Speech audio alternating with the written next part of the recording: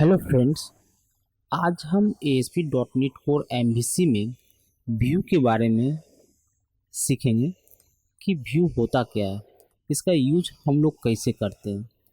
तो सबसे पहले इससे पहले मैंने कंट्रोलर के बारे में मैंने बताया था और ये मेरा फिफ्थ वीडियो है ASP.NET कोर MVC में। इसमें मैं व्यू के बारे में बताऊंगा। सबसे पहले मैं व्यू के बारे में कहना चाहूँगा फ्रेंड कि व्यू जो फोल्डर होता है, व्यू फोल्डर के अंदर जो होता है हर कंट्रोलर का एक स्पेसिफिक एक फोल्डर बनता है व्यू के अंदर। जैसे एम्प्लॉय को देख पा रहे हैं, कंट्रोलर जो मैंने पिछले वीडियो में क्रिएट किया था उसका एक एम्प्लॉय बोल के एक फोल्डर बना हुआ है। उसके रिस्पेक्ट में जितने भी हम HTML डिज़ाइन करेंगे सब इसके अंदर HTML मेरा बनेगा। तो इसमें HTML का आप एक्सटेंशन देख पा रहे हैं फ्रेंड कि इसमें जो एक्सटेंशन जो दिया गया है CHSTML। तो आप इसका मतलब होता है कि साफ साफ इसमें समझ में आ रहा है ये जो HTML होगा इसमें दोनों तरह का कोड लिखा जाएगा, HTML भी लिखा जाएगा और CS भी लिखा जाएगा। CS यानी C#। हम दोनों कोड इसके अंदर HTML के अंदर लिख सकते हैं। क्लियर? तो HTML जो होता है ये और C# होता है, दोनों मिक्स करके लिखते हैं। तो इसलिए इस फाइल को कहा जाता है रेजर फाइल। रेजर फाइल बोला जाता है इसको, HTML नहीं बोल सकते हैं इसको रेजर फाइल बोलेंगे। रेजर फाइल का एक्सटेंशन ही होता है CSHTML, राइट। तो इसका जो हम इस पर HTML में मैं क्लिक करता हूँ तो इसमें क्या होता है, इस फाइल को जो मैं रन करता हूँ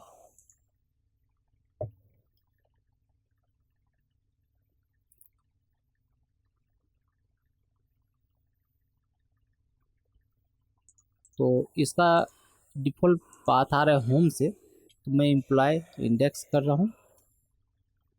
तो फ्रेंड देख पा रहा है कि मेरा एम्प्लॉय कंट्रोलर है और इंडेक्स एक्शन मेथड है। तो ये मेरा लेआउट पेज से ये डेटा डिस्प्ले हो रहा है। तो लेआउट पेज के बारे में मैं इस बार नहीं बताऊंगा कुछ भी। तो सबसे पहले क्या है, इस पेज को मैं ब्लैंक करता हूँ। ब्लैंक करने के लिए क्या करना पड़ता है फ्रेंड्स, इसको स्टॉप करूँगा डिबग को, इसके अंदर गया रेजर सिंटेक्स का मैं C# में कोड लिखता हूँ। इसके अंदर मैं लिखूँगा लेआउट इक्वल टू नल। अब मैं रन करता हूँ।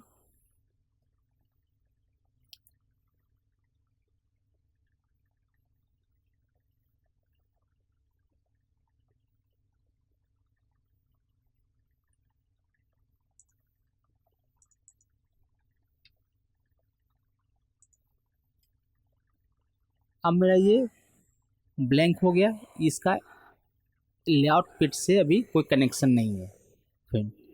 तो इसमें लेआउट पेज में नल क्यों किया, इस क्यों आ रहा था, इसका जितना भी क्वेश्चन है उसके नेक्स्ट वीडियो में मैं बताऊंगा फ्रेंड्स। इसके लिए शेयर्ड फोल्डर के बारे में बताऊंगा, लेआउट के व्यू स्टार्ट के बारे में बताऊंगा, व्यू इम्पोर्ट्स के बारे में बताऊंगा। तो इसमें मैं लास्ट में बताऊंगा। सबसे पहले मेरा जो कंसर्न है कि STCS रेजर फाइल जो होता है, हम लोग जो डेटा जो HTML डिज़ाइन करते हैं तो HTML डिज़ाइन तो करेंगे और डेटा को जो है कंट्रोलर में मुझे पोस्ट करना है कंट्रोलर के ऊपर। तो डेटा पोस्ट कैसे होगा, इसका सिंटेक्स क्या होगा, इसको कैसे लिखेंगे, इसको सिर्फ समझना है फ्रेंड। और बाकी ड्रॉप डाउन को बाइंड कैसे करेंगे, रेडियो बटन कैसे लगाएंगे, हर चीज़ जब मैं प्रोजेक्ट करूँगा तो उसमें हर स्टेप को मैं बताऊँगा फ्रेंड। सबसे पहले इसमें मुझे देखना है कि सबसे पहले यहाँ पे मैं HTML जो मेरा लेआउट पेज से जो कनेक्शन था कनेक्शन को मैंने हटा दिया। और उसके बाद हटाने के बाद जो है तो इसको मैं HTML लिखूँगा। HTML लिखने के लिए सबसे पहले फ्रेंड तो हमको क्या करना पड़ता है, सिंपल लॉजिक सोचना है। क्या सोचना है कि इसके लिए मुझे फॉर्म एक टैग आता है। तो फॉर्म टैग का यूज करेंगे। जैसे हम ASP.NET वेब फॉर्म में काम करते थे, ASP.NET MVC में काम करते थे, सेम सिंटेक्स यूज करेंगे। फॉर्म को यूज किए, इसमें थोड़ा अलग जो होगा वो मैं बताऊंगा। तो ये फॉर्म जो है मेरा कंट्रोलर को कैसे पहचानेगा, इसके लिए कंट्रोलर के लिए क्या लिंक होगा, तो यहाँ पर लिखेंगे ASP कंट्रोलर बोल के एट्रीब्यूट है, इसके अंदर लिखेंगे एम्प्लॉय। इससे क्या हो जाएगा, मेरा कंट्रोलर को पकड़े, इस एम्प्लॉय कंट्रोलर पे मुझे डेटा को लेके जाना है। अब कौन सा एक्शन मेथड, इसके लिए भी होता है ASP, सभी के साथ एक्सटेंशन ASP लगा हुआ है फ्रेंड। और एक्शन, एक्शन है, इसको इंडेक्स पे जाना है, राइट। उसके बाद तीसरा एट्रीब्यूट लगाना पड़ेगा। ये मेथड जो होगा, जो मैं पोस्ट करूँगा ना, तो इसके लिए मेथड एट्रीब्यूट होता है, इसको मैं पोस्ट लिखता हूँ। इसके बाद ये जो फॉर्म है, कौन सा फॉर्म है, फॉर रोल क्या होगा, इसका फॉर्म होगा, फॉर्म से डेटा जा रहा है।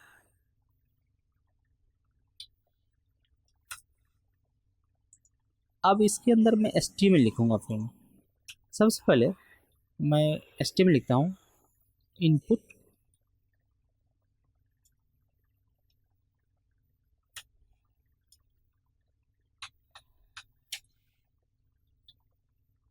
टाइप, इसका नाम टेक्स्ट रखूँगा क्योंकि टेक्स्ट मुझे भेजना है।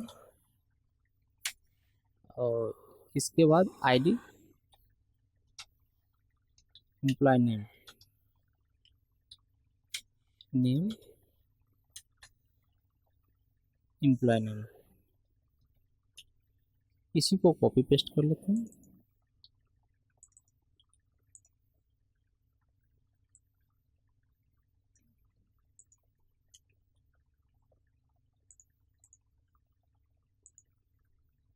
लास्ट नेम, इसको फर्स्ट नेम कर देते हैं,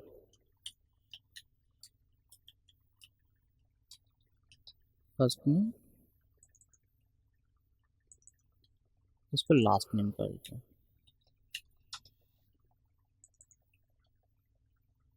मैंने दो टेक्स्ट बॉक्स लिया फ्रेंड, और दोनों का नाम मैंने ID रखा है और सेम नाम रखा है, ये नेम में रखा है, नेम।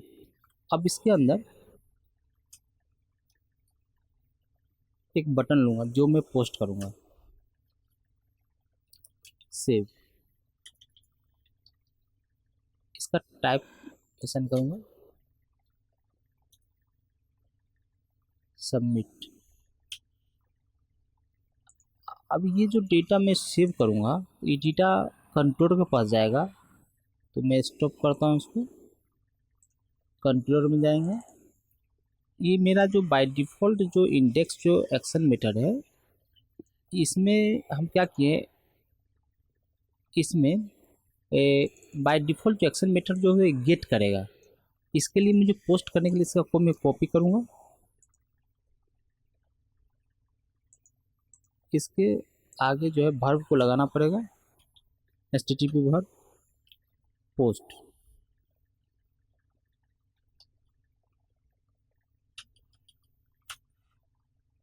पोस्ट लिख दिया फ्रेंड। अब मुझे इसमें जो डेटा जो भेजूंगा, ये नाम कॉपी करना है फ्रेंड, एक यहाँ पे स्ट्रिंग में रखता हूँ, स्ट्रिंग, और दूसरा मैं इस नाम को मैं कॉपी करता हूँ, लास्ट नेम को, यहाँ पे एक स्ट्रिंग, स्ट्रिंग। अब मुझे चेक करना है कि जब मैं सेव करूँगा तो यहाँ पे मुझे डेटा आ रहा है या नहीं आ रहा है। मैं प्रोजेक्ट को रन कर रहा हूँ,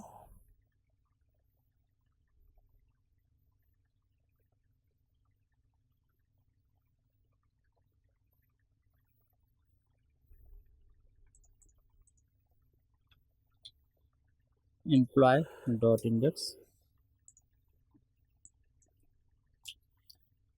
first and last name,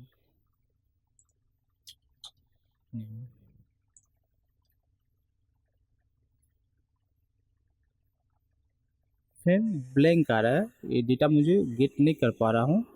क्यों नहीं गेट कर पा रहा हूँ, एम्प्लॉय मेरा तो EMPLO, एम्प्लॉय नेम सही है, EMPLY एम्प्लॉय नेम सही है फिर। और उसके बाद टेक्स्ट टाइप है, text last name and sorry friend, यहाँ पे इक्वल टू आ गया है, इस वजह से ये मैच नहीं कर रहा था, जिस वजह से मुझे डेटा गेट नहीं हुआ। यहाँ पे एक्स्ट्रा इक्वल टू साइन यहाँ पे इंक्लूड हो गया था फ्रेंड। तो फिर से मैं रन करता हूँ।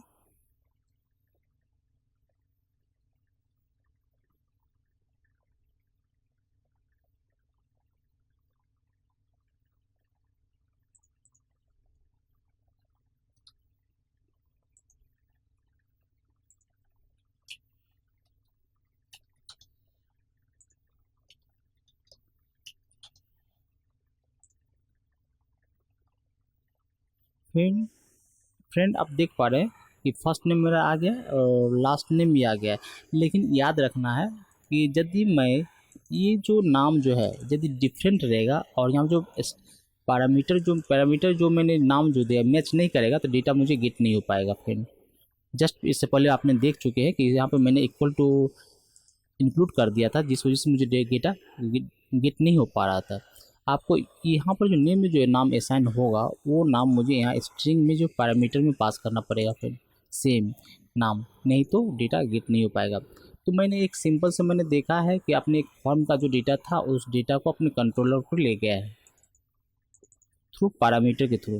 पैरामीटर आपने असाइन कर दिया। यदि आप 50 यदि कंट्रोल रहेगा HTML में, 50 कंट्रोल HTML लगा हुआ है, HTML लगा हुआ है, ड्रॉप डाउन लगा है, रेडियो बटन लगा हुआ है, चेक बॉक्स लगा हुआ है, तो क्या आप इतना तो पैरामीटर तो इसमें तो डिफाइन नहीं कर कीजिएगा तो वो लेंदी हो जाएगा ना, तो लेंदी प्रोसेस हो जाएगा। तो इसके लिए हम लोग क्या करते हैं फिर कि मॉडल का यूज़ करते हैं। मॉडल में जो में हम लोगों ने जो क्लास डिफाइन किया था फ्रेंड पिछले क्लास में, ये employee.cs, तो इस क्लास मॉडल को हम लोग यूज किए, इस मॉडल में डेटा को भेजेंगे। तो मॉडल में डेटा को भेजने के लिए हम लोग क्या करते हैं, सिंपल सी बात है कि इस पर नेम स्पेस को कॉपी करेंगे, इसको इंक्लूड कर देंगे,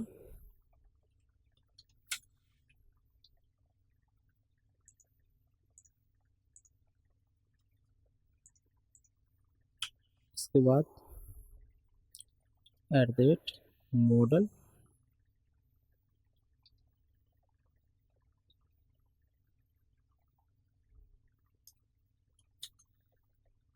और जो मेरा क्लास होगा एम्प्लॉय, इसको ले लेंगे। ये जो ऊपर का जो डायरेक्टिव है इसको नेम स्पेस है, जो नेम स्पेस जो मैंने उठाया हो जो क्लास का जो नेम स्पेस है उसको मैंने उठा लिया है ताकि इसको इस क्लास को रीड कर पाएगा। तो इसके बाद मैंने क्लास को नाम यहाँ मेंशन किया हूँ, मॉडल को यहाँ पे असाइन किया, ये क्या है मॉडल है। तो मॉडल का जो डेटा है जो मैंने यहाँ पर दिया था, अब मैं लिखूँगा ASP4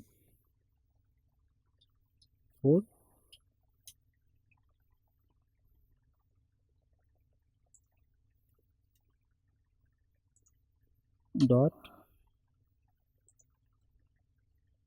first name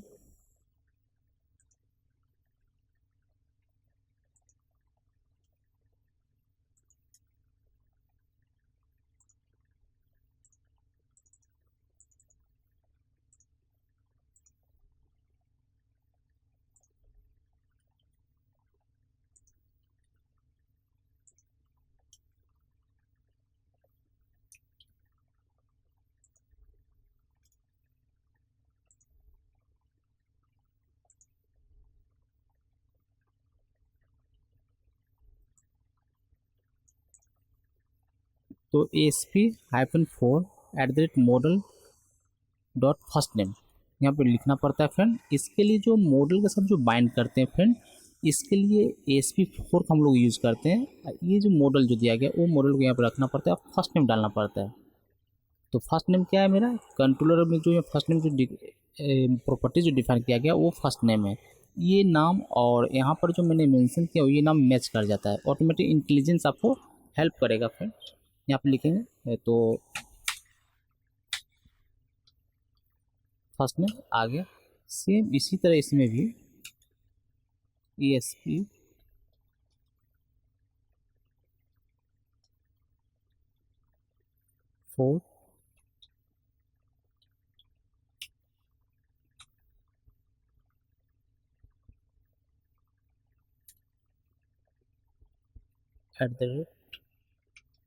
@model dot last name.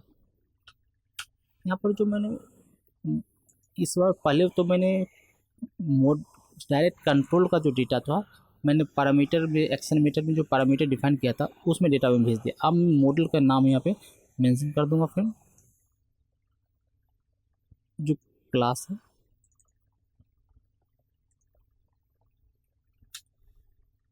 PMP। अब मुझे रन करता हूँ फ्रेंड।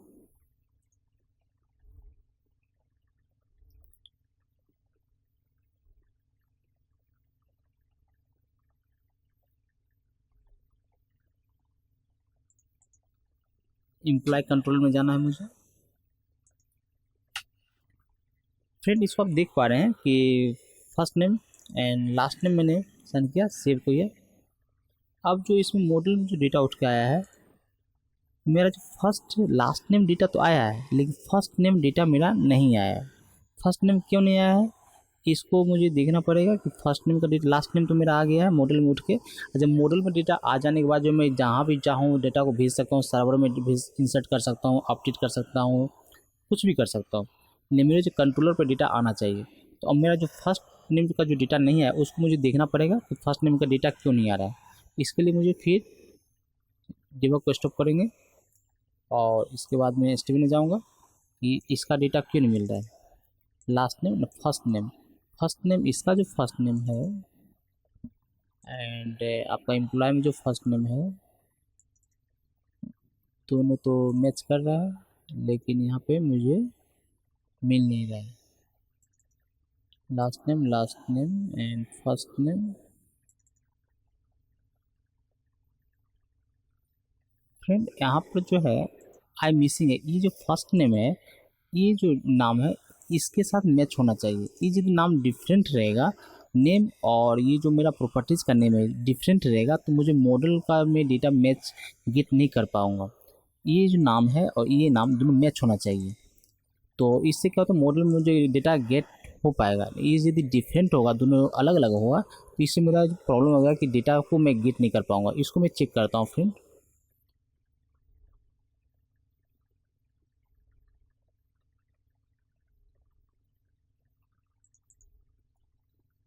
Employee index